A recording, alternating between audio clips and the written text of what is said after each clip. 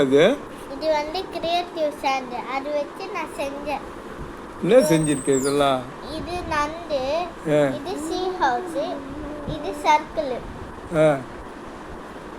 இது வந்து மீன்கள்.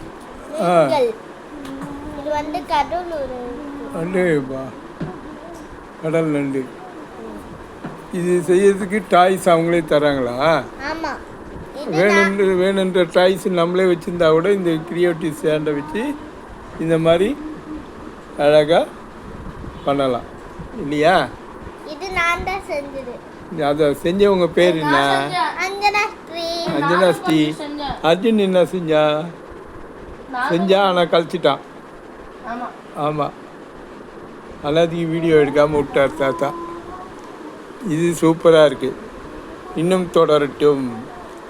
ஜம்முன்னு இருக்கு, அழகாக இருக்கு, ஜம்முன்னு இருக்கு.